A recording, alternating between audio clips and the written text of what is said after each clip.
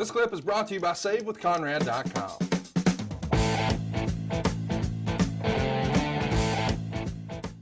I want to ask here too, is this also perhaps, and I'm just freestyling, is this also perhaps when he realizes he is steady, he is reliable, but he's not exactly the superstar that we hoped for?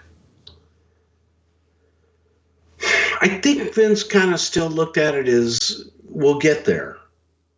I really do. I think that Vince wanted it for Bret and figured we will get there. Maybe it's just going to take a little bit longer than we anticipated. Hindsight being 2020. And again, I realize timing is everything, but do you think the Hart family, the Canadian Stampede, the anti-American, the Canadian hero, do you think that thing could have worked in 94 for Lex and Bret, with Lex being the all-American patriot? No. Okay. No, I don't think that unfortunately, I don't think Lex could have come off genuine on either side of that. You know what I mean? Forget Lex for a minute. I'm really trying to ask a question about Bret. Do you think, cause I think Bret's 1997 is fucking masterful.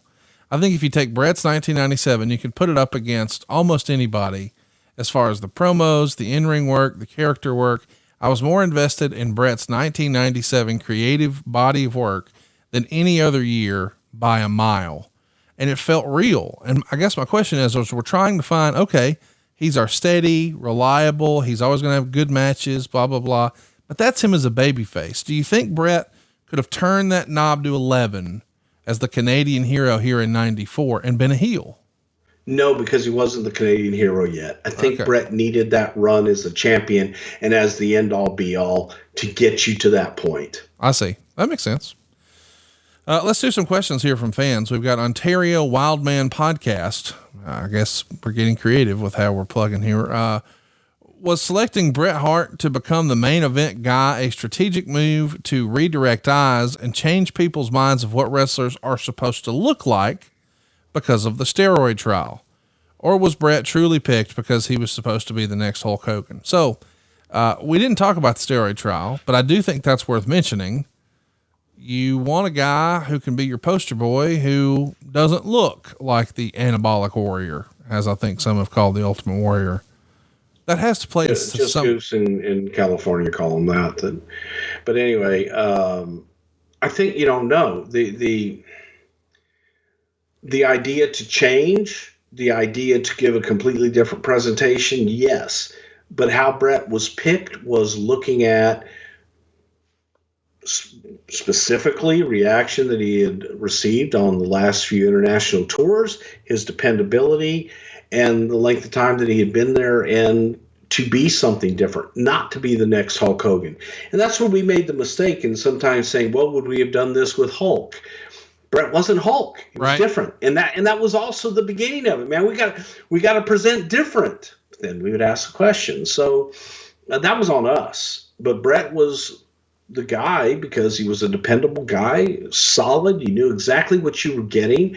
And there was a groundswell. And you look at the international audience that felt that, hey, man, this guy's a megastar. But steroids had a little bit of something to do with it. I mean, when we did our Kevin Nash episode years ago, one of our first ones, when we talked about Kevin coming over, you were pretty plain about saying, oh yeah, he's huge, he's jacked, and he's clean.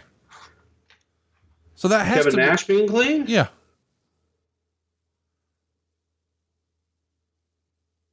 As far as being champion, or I'm sorry, I lost context, but no, Bret was definitely a different look, and he wasn't someone that people were going to look at and say, oh, look at this guy, he could be right on something unnatural. So yeah.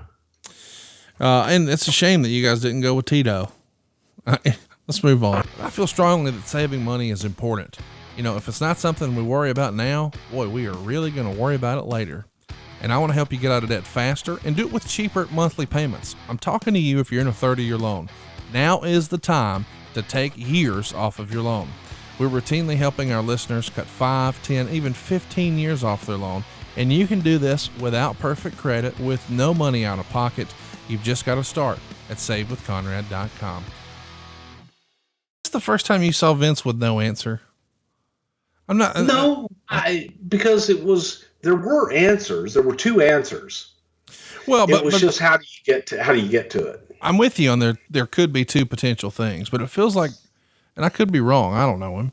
It feels like at times, based on what we've heard, he sort of has his vision for what he thinks the top of the card needs to look like. And sometimes, and this is, before you were back, there were fans online chirping about, oh, Roman Reigns this, Roman Reigns that. And of course, these days we know Roman Reigns is over like nobody's business, but we don't talk about current stuff. I'm just trying to bring up a point that I feel like this is one of the few times, maybe the first time since you had been there, where you could wonder, man, he always has it together. He always has the answer, but he's not confident in this answer. Yes, there are two possible answers, but normally he's pretty decidedly where this is what we're doing. Maybe not some of the undercard stuff, but for the top thing, the direction of the company, this is the first time it sort of feels like a ship without a sail. And by the way, that's not necessarily his fault. Let's not forget, in the background, he's on trial for his whole fucking life. There's a lot of shit going on. Yeah, and again, it wasn't, oh, we don't know what we're doing. We knew what we were doing. We just knew we had two options. And that's a good problem to have when you have two options and you have two ways to go. Again, I'm just saying, to add context, we've talked about this before with regard to Shawn Michaels, where he would say, God damn it, stop telling me he's a babyface. That little son of a bitch will never be a babyface. And then fast forward a few months, I've been telling you guys he's a baby. So he flip-flopped, but he was solid in his convictions either way, right? It's not like he's wishy-washy, like, well, it could be this, could be that. Whether it's right or wrong, it feels like he always had, no, this is our guy. What's fucking wrong with you? And he was solid in his conviction. It could go either way. I think hindsight being 2020, if I were a betting man, I would think that that Vince was solid in his conviction that it was going to be Bret, but he didn't want to let anybody know. And the talk of it being Luger and people going, it could be either or. It was a pick'em. To me, if he thought it was Luger, he would have decided by SummerSlam. Just beat Yoko at SummerSlam.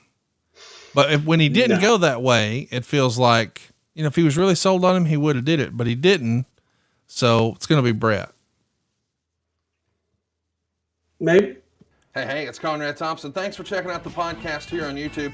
Be sure to hit the subscribe button and the notifications bell so you get a notice anytime we upload some new content. And go save yourself some money right now. If you're in a 30-year loan or you have credit card debt, it's not a matter of if I can save you money. It's a matter of how much. Find out right now for free at SaveWithConrad.com.